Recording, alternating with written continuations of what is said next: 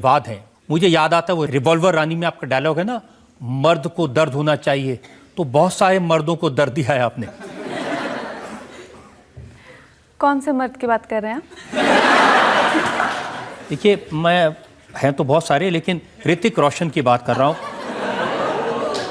ऋतिक रोशन ने कहा कि कंगना से मेरा कोई रिलेशनशिप था ही नहीं, उन्होंने इमेजिन किया और मुझे सिली एक्स कह दिया। उसने जो है मुझे एक नोटिस भेजा, जिस नोटिस में उसने कहा कि मुझसे माफ़ी मांगी जाए और सारी दुनिया के सामने एक प्रेस कॉन्फ्रेंस बुलाई जाए और उसमें मुझे कहा जाए कि ऋतिक रोशन जी मुझे माफ़ कर दीजिए क्योंकि आप वो सिली एक्स नहीं है जिसका मैं नाम ले रही थी। तो सबसे पहले उसको क्यों लगा कि मैं उसके बारे में बात कर रही हूँ? मैंने किसी सिली एक्स के बारे में बात की। उसने कहा वो मैं ही हूँ। उसने अपने ट्विटर पे लिखा कि नहीं, सिली हैं या एक्स हैं? उसने कहा मैं दोनों हूँ और मैं पोप को डेट कर लूँगा लेकिन इसको डेट नहीं करूँगा। और इस तरह के उन्होंने वो लिखे और उसमें उन्होंने ये भी लिखा कि अगर ये मुझसे माफ़ी नहीं मांगेगी तो मैं ऐसे ऐसे फ़ोटोज़, ऐसे ऐसे वीडियोज़ लीक कर दूँगा कि इसको शर्मिंदा कर दूँगा। तो फिर मैंने और मेरे लॉयर ने उससे पूछा कि कि आपने 7 साल जो है एक दूसरे के साथ काम किया है, 2 फिल्मों में काम किया है और आप कह रहे हैं कि इसको जानते ही नहीं हैं और आपको क्यों लगता है कि आप वो सिली एक्स हैं और आपसे किस बेसिस पे माफ़ी मांगी जाए? सबसे पहले तो आप ये बताइए। और नहीं तो आपको लगता है कि आपको केस करना है तो आप केस करिए, क्योंकि हम चाहते हैं आप केस करो, क्योंकि माफ़ी तो नहीं मांग सकते। अब रजत सर, ये कुछ अच्छा लगता है कि मैं बुलाऊं मीडिया को और बोलूं कि ये वो सिली एक्स थे, ये इनको इंट्रोड्यूस करूं पहले ऋतिक रोशन को कि हाँ यही सिली एक्स हैं और अब मैं इनसे माफ़ी चाहती हूँ। सबसे पहले नहीं, वो थे या नहीं थे, असलियत क्या है? मैं आपको असलियत बता रही हूँ कि उसने फिर कहा इसका अफेयर मुझसे नहीं था, इसका अफेयर किसी और से था। वो इसने इमेजिन किया है। मैंने कहा इमेजिन किया है तो इमेजिन तो इंसान तब कर सकता है जब वो किसी को ना मिले। आपको हम रोज़ सेट पे मिलते हैं, आपको जानते हैं, तो इमेजिन कैसे हो गया? फिर हम वो बंदा जो है प्रूव करके दिखाएंगे। फिर वो साइबर क्राइम खुद चले गए, खुद नोटिस भेजा, खुद साइबर क्राइम चले गए, खुद कहते कि एक इम्पोस्टर है, जिस इम्पोस्टर से ये जो है खुद अफेयर कर रही थी, हम वो इम्पोस्टर निकाल के दिखाएंगे। इम्पोस्टर तो कोई निकाला नहीं, उन्होंने बातें की दुनिया भर की और इम्पोस्टर कोई निकाला नहीं। अब जब इम्पोस्टर निकला नहीं कोई, तो उनको मुझसे माफ़ी मांगनी चाहिए, क्योंकि उन्होंने वादा किया था कि मैं आपको एक एक करके उनकी बात बताता हूँ। नहीं सर, लेकिन मैं आपको सबसे पहले बताती हूँ कि उस बंदे का एक ही एजेंडा था कि उसके साथ में मेरा रिलेशनशिप था। उसने 2014 में हम लोगों का रिलेशनशिप जो है वो बिल्कुल ख़त्म हो गया। क्वीन की रिलीज से पहले ऐसे बताइए ना तो बात समझ में भी आ रही है। तो मैं बता रही हूँ, क्वीन की रिलीज से पहले मुझे कहता तुम्हारा हमारा कुछ लेना देना नहीं है, भूल जाओ। सबसे पहले तो कहता मेरी वाइफ का डिवोर्स हो रहा है, मेरा डिवोर्स हो रहा है, तो मैं इस फ़ोन से बात कर सकता हूँ, मैं उससे बात कर सकता हूँ, मैं इस अकाउंट से करूँगा, उस अकाउंट से करूँगा। जब डिवोर्स हो गया तो कहता तुम कौन, तुमको तो मैं जानता ही नहीं हूँ। मैंने कहा भाई नहीं जानते तो ठीक है, इस बात को यहीं पर ख़त्म करो। लेकिन अब खुद के दिल में चोर है कि इस लड़की ने अगर कभी अपना मुंह खोला तो इसका मुंह बंद करो। अब तो वो बंदा 2014 में हम लोगों का रिलेशनशिप बिल्कुल ख़त्म हो गया है। 2016 में वो खुद जाता है, नोटिस भेजता है, खुद साइबर क्राइम जाता है। कहाँ से वो मेल लिखे थे उसने? जब मेरे पास किसी को एक मेल लिखने का टाइम नहीं, तो कैसे लिखेगा? जब मैं न्यूयॉर्क में थी तो उस टाइम पे मैं वहाँ पे एक स्क्रीन राइटिंग का कोर्स कर रही थी। तो जनवरी फरवरी में 2014 की बात है। तो उस टाइम पे उसके डिवोर्स का कुछ चल रहा था, तो उस टाइम पे हम लोग मेल्स करते थे। 3-4 मेल उसमें से मेरे थे, बाकी सबके सब खुद लिखे। 2 साल उसने ये अपनी फाइल बनाई कि मैं इस लड़की का ये ऐसा केस करूँगा। अभी चोर की दाढ़ी में तिनका, खुद आप नहीं, आप मैंने क्या आपको नोटिस भेजा? क्या मैंने आपको कहा कि मेरा आपका संबंध था, मुझे आपसे कुछ चाहिए या मुझे आपसे समाज में एक्सेप्टेंस चाहिए या कोई किसी तरह कुछ? मुझे तो आपकी कुछ पड़ी नहीं हुई है। आप खुद सामने से नोटिस भेजते हैं। फिर जब आपकी कोई वहाँ पे बात नहीं बनती, मैंने कोई माफ़ी नहीं मांगी, तो वहाँ से खिसिया के कहते हैं अच्छा मेरा एक और भी प्लान था, मैंने ये सब मेल लिखे हैं तो मैं ये मेल रिलीज़ कर देता हूँ। खुद ही मेल सारे रिलीज़ कर दिए, खुद ही। आपको शर्म नहीं आती है? आप अपने से 15 साल की छोटी लड़की को कहते हो मैं तुम्हारे फ़ोटो रिलीज़ कर दूंगा। बच्चे इस कॉलेजेस में भी ऐसे बात नहीं करते हैं जैसे ये इस तरह की बातें करते हैं। फिर उसके बाद में वो 1000 मेल जो है सब रिलीज़ करके बैठ गए। कहते ये मेल किसको भेजे थे? ये मेल इसने एक ऐसे बंदे को भेजे थे जो कि इसको बेवकूफ़ बना रहा था और उस बंदे ने मुझे ये मेल भेजे। अरे वाह, तो तुम उस बंदे को जानते थे? नहीं, वो बंदे ने मुझे भेज दी तभी ये मेरे पास आए। ठीक है, तो अब तुम्हारे पास और तुम्हारे पिताजी के पास दुनिया भर का पैसा है, तो तुम उस बंदे की शक्ल दिखाओ, उस बंदे को तुम सबके सामने लेके आओ। तो उस बंदे को फिर खिसिया के बैठे हुए हैं। अब ना कोई वो बंदा है, ना कोई उनको मिला है। अब चुपचाप बैठे, कोई पूछे कि क्या हुआ इस केस का, हमारी तो डिग्निटी खत्म हो जाएगी, हम इस बात करेंगे। देखिए नहीं रजत सर, अब उनकी भी तो बात सुन लीजिए। नहीं, मैं उनकी सारी बातें सुनूंगी, लेकिन उसको अपने बाप के पैसे का इतना घमंड है, उसी के ही करके ये इतना हवा में वो बातें करते हैं ये लोग। उसके पिताजी ने मुझे कहा, पूरी दुनिया में उन्होंने कहा कि मैं ये लड़की को एक्सपोज करूंगा। 1 साल हो गया है और मैं वेट कर रही हूँ कि वो मुझे एक्सपोज करे।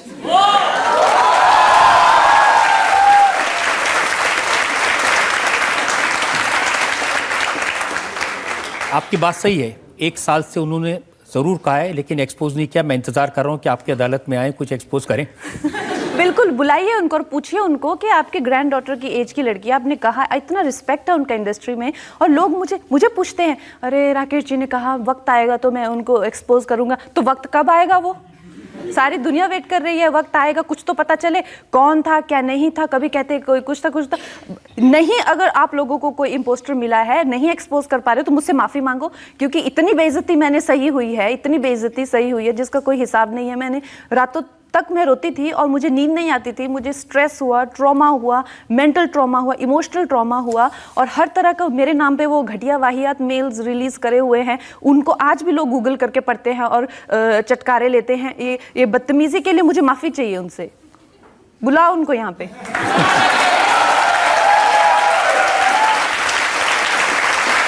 देखिए, उन्होंने ये कहा कि करण जौहर की बर्थडे पार्टी थी, उस बर्थडे पार्टी में आप ऋतिक रोशन के पास गई, आपने कहा क्वीन फिल्म की तारीफ के लिए जो आपने मेल भेजी है उसके लिए थैंक यू। ऋतिक रोशन ने कहा मैंने तो आपको कोई मेल नहीं भेजी। उसने क्या उसको रजत सर, मैंने उसके पिताजी को फ़ोन किया 2015 में, और मैंने उनको बोला कि आपका बेटा ऐसा ऐसा करता है और उसको आप संभाल लीजिए। तो उन्होंने कहा नहीं, मैं तुम्हारी जो है मदद करूंगा इस चीज़ में। उसके बाद मुझे फ़ोन करके कहते नहीं, तो वो कह रहा है कि उसको तुमसे नहीं मिलना है और तुम लोगों का कुछ नहीं है, तो ये मैटर को तुम यही क्लोज करो। मैंने कहा अगर उसको मुझसे आप मिला दें, मेरे वो अगर सामने बैठ जाए और अगर ये मुझे ऐसा बोल दे तो मैं तुम्हारे पैर छूंगी। तो कहता मैं नहीं उसको बुला सकता क्योंकि वो कह रहा है मुझे तुमसे मिलना ही नहीं है। मैंने कहा ठीक है, अब ये मैटर वहाँ पे क्लोज होगी। क्वीन रिलीज हुई तो क्वीन से पहले इसने मेरे से ब्रेकअप कर लिया था। क्वीन रिलीज हुई तो फिर से आ गए, जनाब मुझसे बड़ी गलती हो गई, मुझे माफ़ कर दो, मुझसे माफ़।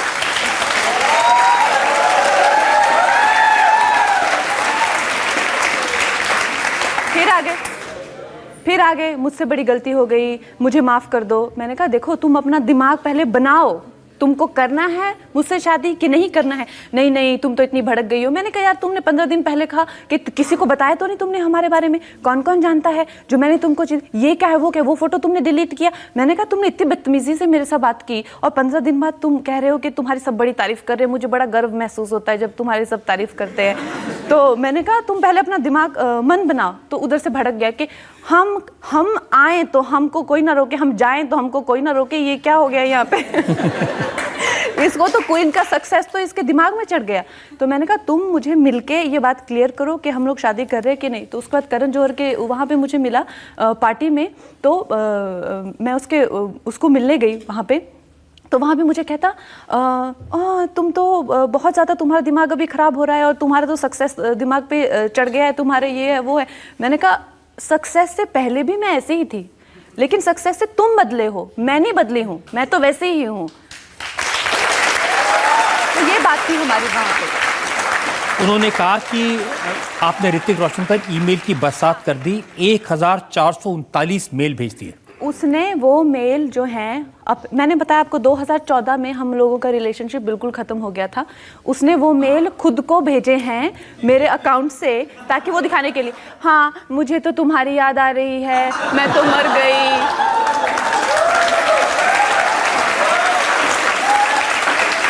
हाँ, और मेरे दिमाग में प्रॉब्लम है, तुम मेरा इलाज करा दो, मुझे तो ऐसे इमेजिन होता है, मुझे तो ये था वो था। अरे यार तुम खुद को इतना ज़्यादा मतलब तुम क्या मेनका हो और मैं क्या मतलब वो क्या थे विश्वामित्र हो। तुम तो खुद अप्सरा बन गए और मुझे बना दिया मुझे बना दिया एक मतलब इंसान जिसका खुद पे कोई वो ही नहीं है, वश ही नहीं है। ऐसा कभी क्या होता है? तो मैंने अगर मैंने आपको ये मेल अगर भेजे हैं तो आपने सबसे पहले को मेल आते रहे 1000 मेल आते रहे, तो आपको 2 साल बाद याद आया कि 1 साल पहले मुझे 1000 मेल आए थे। ऐसा कभी होता है क्या? और अगर आपको एक लड़की जिसने 7 साल आपके साथ काम किया है, क्या आप उसको फोन उठा के नहीं बोल सकते कि क्या तुम मेल करती रहती हो यार, तुमको कुछ काम नहीं है कि कोई और? नहीं, आपने वो मेल इकट्ठे किए, आपने उनकी फाइल बनाई, फिर आपने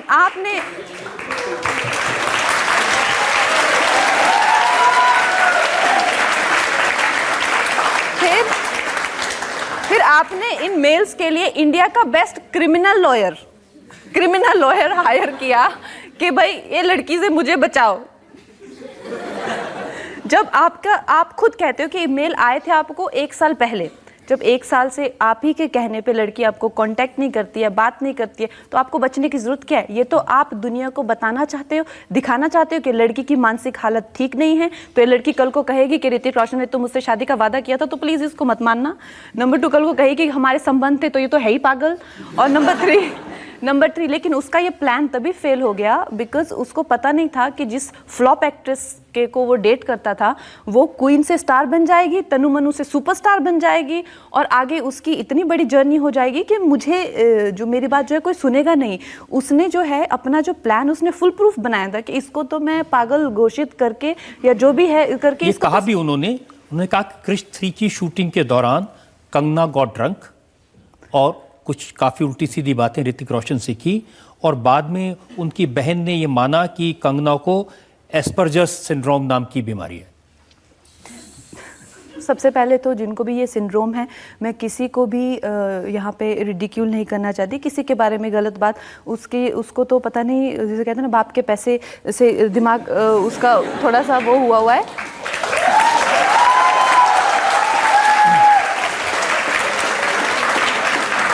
उसने जितना भी मुझे उसने मेंटल इलनेस के लिए कहता है, ये जो भी सिंड्रोम यूज़ करता है, he should know these are real disorders, he can not use them for controversy के लिए यूज़ करता है वो अलग अलग सी चीज़ें।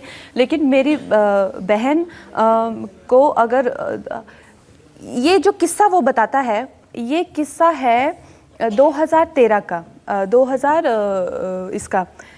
इतनी ही उसको दिक्कत थी मेरे से, तो मेरी बर्थडे पार्टी में फ्लोर पे लोट के क्यों नाचता था वो?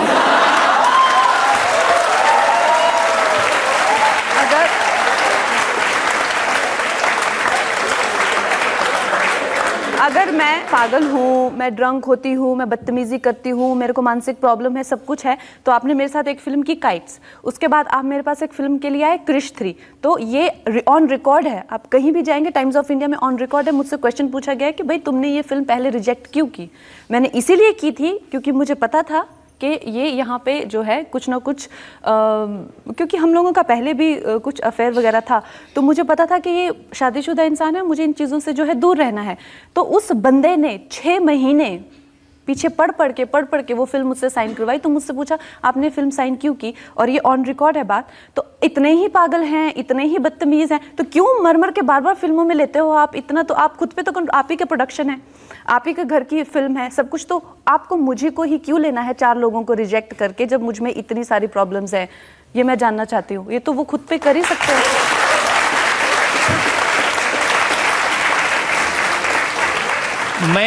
मैं आपसे ये जानना चाहता हूँ कि आपने 1439 मेल तो नहीं लिखे, लेकिन 2-4 खत तो लिखे होंगे।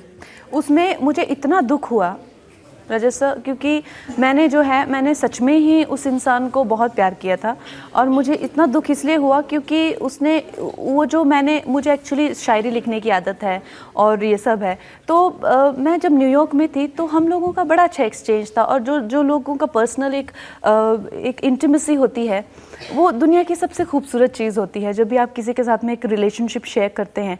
और मेरे लिए वो बहुत ही ज़्यादा कीमती पल थे मेरी ज़िंदगी ज़िंदगी के वो। और उसने उन 3-4 लेटर को जो कि मैंने उसको भेजे थे, उसमें उनको कॉपी पेस्ट करके उन्होंने उन लेटर्स में डाला है जो कि मैंने नहीं भेजे हैं। तो कहीं ना कहीं जो मैंने अपने प्रेमी के लिए, या कहीं ना कहीं जो मैंने इतने आई थिंक कहीं ना कहीं एक अलग सी जोन में इंसान होता है जब वो उस तरह की बातें, उस तरह की नज़में, उस तरह की शायरी आप किसी के लिए नहीं करते। तो वो सब उसमें डाल के उसने दुनिया में वो मेरे को बदनाम करने के लिए यूज़ किया। तो मुझे लगता है कि it is like a second death you go through when somebody do that to you. बहुत तकलीफ हुई होगी जब ये चीज़ें पब्लिक हो गई, जो आपके बीच की पर्सनल इमोशनल चीज़ें थी। ऑब्वियसली मैंने आपको कहा जैसे it is like second death, या लाइक फर्स्ट डेथ, सेकेंड तो होगी जब होगी, but it is like a death experience to near death experience for any person. कोई आपने उनसे हक मांगा था? आपने कहा कि मैं मिस्ट्रेस नहीं रहना चाहती, मैं शादी करना चाहती हूँ, मुझे मेरा हक मिलना चाहिए? देखिए, जब हम लोगों का रिलेशनशिप चला था तब उस टाइम पे उन्होंने मुझे ऐसा नहीं है कि किसी तरह से बहलाया था या फुसलाया था। उन्होंने मुझे कहा था कि देखो कंगना, मैं एक रिश्ते में हूँ और मैं तुम्हें कभी भी स्वीकार नहीं कर पाऊँगा पब्लिकली, और कभी हम लोगों की शादी नहीं हो पाएगी। तो फिर इसी बात के करके मैं क्रिश 3 भी नहीं करना चाहती थी। मैंने कहा जब हमारे में हो ही नहीं पाएगा कुछ, लेकिन मेरा कोई संबंध नहीं है मेरा वाइफ से, ये नहीं है वो नहीं है। उन्होंने मुझे जो भी बोला वो प्राइवेट बातें हैं, शायद तो हमको करनी भी नहीं चाहिए यहाँ पे, लेकिन उन्होंने कहा कि मेरा ऐसा फैमिली का सिस्टम है कि मैं अपनी वाइफ को नहीं छोड़ पाऊँगा। और तो फिर लेकिन नहीं छोड़ पाऊँगा तो मुझे छोड़ दो, मुझे भी नहीं छोड़ना है, मुझे भी नहीं छोड़ना है। तो ये करके हम लोग उसी कश्मकश में थे कहीं ना कहीं, और उनकी वाइफ ने उनको छोड़ दिया। उनकी वाइफ ने ही डिवोर्स मांग लिया।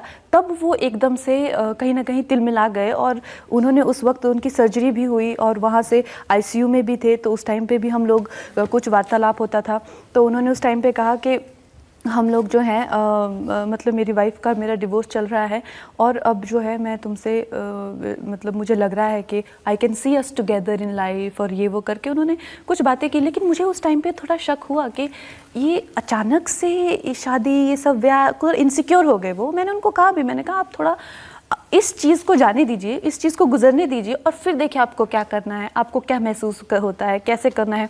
नहीं, क्यों, अब तुम श्योर नहीं हो, ये नहीं है वो नहीं। फिर हमारी बातें भी हुई उस पर। मैंने कहा मैं श्योर हूँ, लेकिन आपको श्योर होना चाहिए। फिर उसके बाद में हम लोगों का जो भी प्लान बना कि उनको 2000 आई थिंक 14 में, कहीं अक्टूबर में उनको डिवोर्स मिल रहा था, नवंबर में डिवोर्स मिल रहा था। तो उन्होंने कहा उसके बाद ही जो है मैं किसी तरह से तुमको पब्लिकली जो है एक्सेप्ट कर पाऊँगा।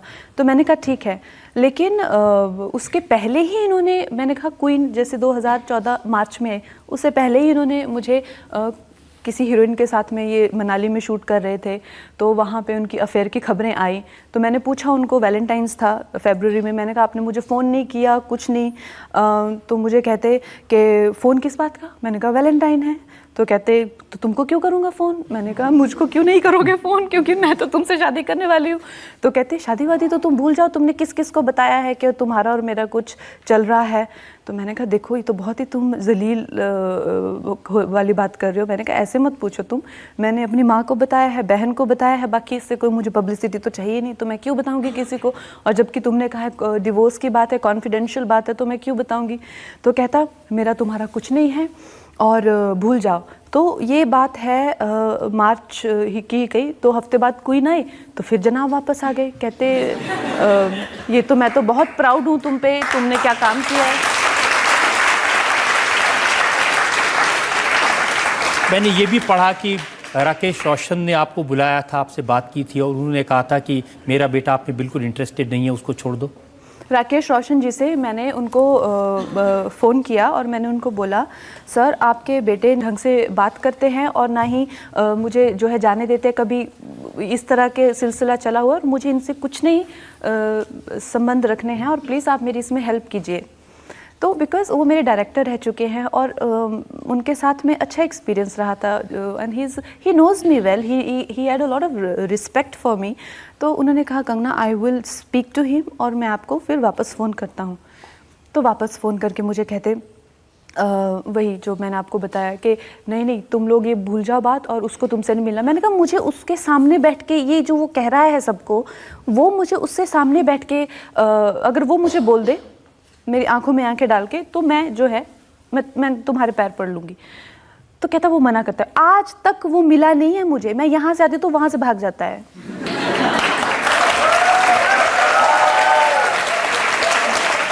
कंगना, आपने अभी थोड़ी पहले कहा था लड़कियों को हिम्मत करो, शिकायत करो।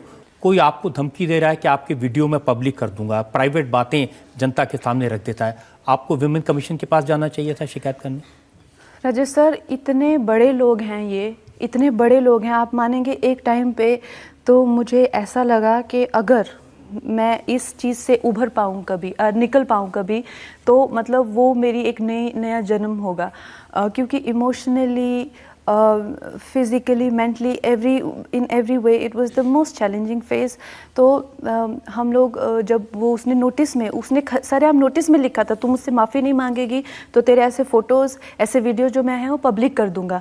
तो मैं उस टाइम पे विशाल भारद्वाज की फ़िल्म शूट कर रही थी, तो उन्होंने मुझे कहा कि कंगना बाकी तो ठीक है, लेकिन अगर तुम्हारे कुछ, अगर जो भी है लवर्स आपस में एक्सचेंज करते हैं इस तरह की चीज़ें, तो अगर कुछ ऐसा आए तो तुम मानसिक तरीके से बहुत ज़्यादा डिस्टर्ब हो जाओगी, तो तुम शूटिंग कैसे करोगी? तो मैंने कहा अब क्या कर सकते हैं? कहते तुम वुमेन कमीशन के पास जाओ और उनको बोलो कि बाकी केस में ना वो चाहे इंटरफेयर करे, लेकिन ये जो लिखा हुआ है नोटिस में, उसने लिखा हुआ है कि मैं चीज़ें लीक करूँगा, चाहे वो, अब मुझे नहीं पता उसने 1000-2000 मेल लिखे। मैंने कहा शायद 2-3 जो मेल मैंने भेजे थे उनकी बात कर रहा है।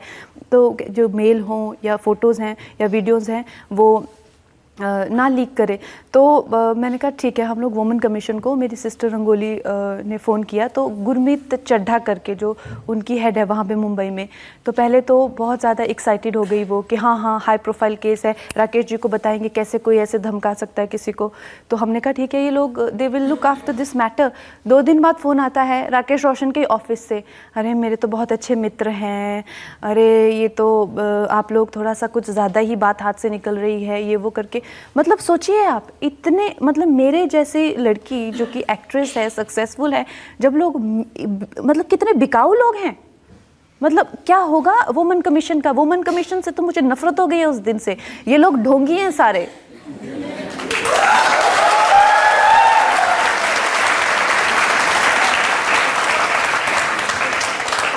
लेकिन देश की जनता आपके साथ है, लोग आपके साथ हैं, ये बड़ी ताकत है। क्या किसी ने ये नहीं कोशिश की कि दोनों को मिला के बैठ के बात करके सुलझा दें, रास्ता निकाल दें? मैं आपको बताऊं, इंडस्ट्री में जो है, बिकॉज ये इतने, मैंने बताया ना, वो क्यों, वो इतना, इसने इतना सारा काम किया क्यों आज तक? जो है अपने बाप ने लॉन्च किया हुआ है, जब भी अपना करियर फ्लॉप होता है बाप फिर से लॉन्च कर देता है, बाप के पास हज़ारों करोड़ है, कुछ फ़र्क नहीं पड़ता है। मतलब आप इंडिया का बेस्ट क्रिमिनल लॉयर हायर कर रहे हो, किस लिए? जो भी आपको मेल आए हैं उसके लिए बेस्ट क्रिमिनल, उसके, मुझे तो ये पता चला था, कॉप्स ने बताया था कि उन्होंने कहा है कि मुझे इस लड़की को जेल में डलवाना है, चाहे कैसे भी डलवाऊं मैं।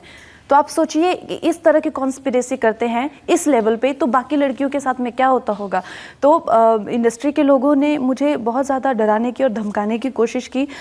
एक जो राइटर हैं, कपल हैं, मैं उनका नाम नहीं लेना चाहती, एक्ट्रेस उनकी वाइफ है, लेकिन उन्होंने मुझे अपने घर पे बुला के धमकाया, कहते इतने बड़े लोगों के साथ तुम पंगा लेती हो। मैं उनको आपको सही बिल्कुल सेम टू सेम लफ्ज़ बताती हूँ। उन्होंने मुझे क्या कहा, इतने बड़े लोग हैं, इतने अमीर हैं, इतने पैसों वाले हैं, इनकी फॉरेन मिनिस्ट्री तक पहुंच है, तुमको जेल में डलवा देंगे। और जो बंदे के साथ में तुम अफेयर कर रही थी ऋतिक समझ के, जब वो बंदा निकलेगा तो तुम्हारी शक्ल दिखाने लायक नहीं रहेगी, और कंगना तुम्हारे पास कुछ रास्ता नहीं रह जाएगा मरने के सिवाय।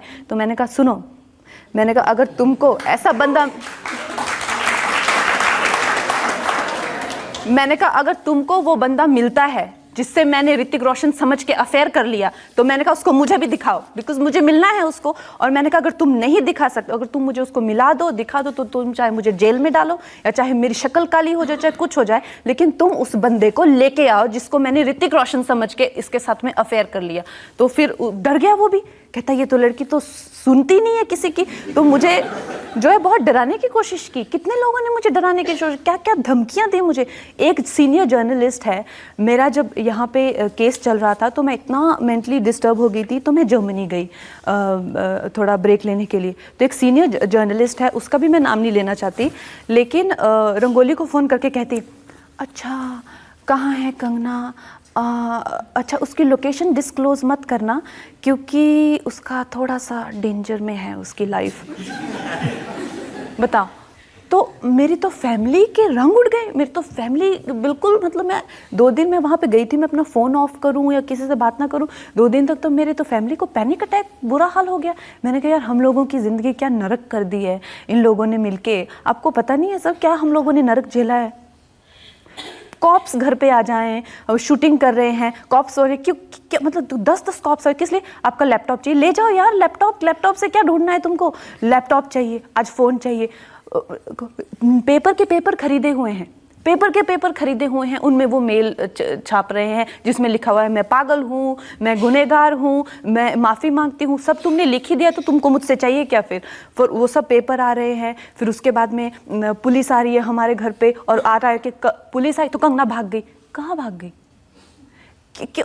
पूरा मीडिया बाय किया हुआ है, पूरा आपने क्रिमिनल लॉयर्स बाय कर रहे हुए हैं। फिर जो कोई एक्स बॉयफ्रेंड जिसके साथ में 5-6 महीने की दोस्ती थी, उसको भी आगे जो 8 साल तक कुछ नहीं बोला, अभी वो भी ये तो मुझ पे काला जादू करती थी।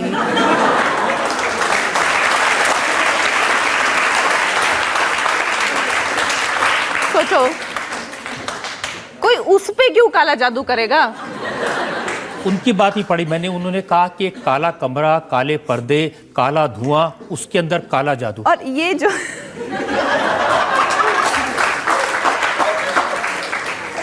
ये जो है, ये बात उसी वक्त क्यों आई जब ऋतिक रोशन एपिसोड हो रहा था। इनके साथ में तो मेरा जो भी 4-5 महीने की जो भी दोस्ती थी वो तो कब से खत्म हो गई थी।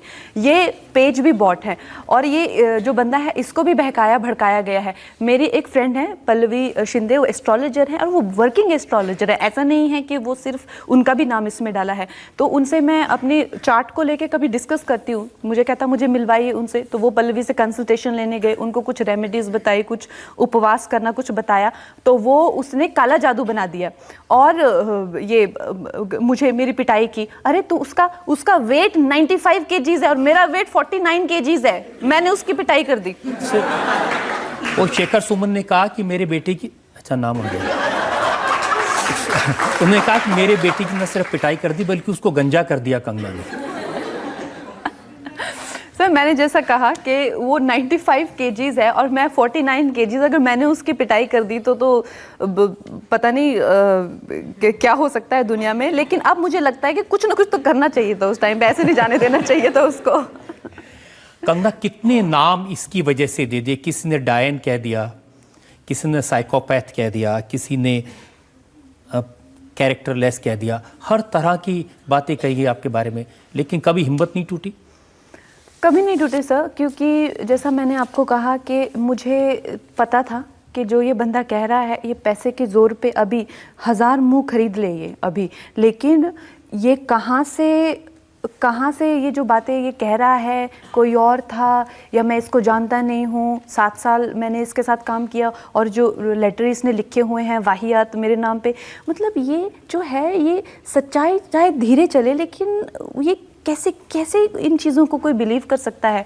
और इसी चीज़ का मैं वेट भी कर रही थी कि जब तक वो पूरा वर्डिक्ट वगैरह आ गया, अभी साइबर क्राइम से भी आ गया कि कुछ अता पता ही नहीं है, पर उसको ये नहीं समझ आया कि कंगना इतनी सक्सेसफुल हो जाएगी। नंबर 2, उसको ये नहीं लगा कि वर्डिक्ट इतने जल्दी आएगा, और शायद उनको ये नहीं लगा कि कंगना डर नहीं जाएगी।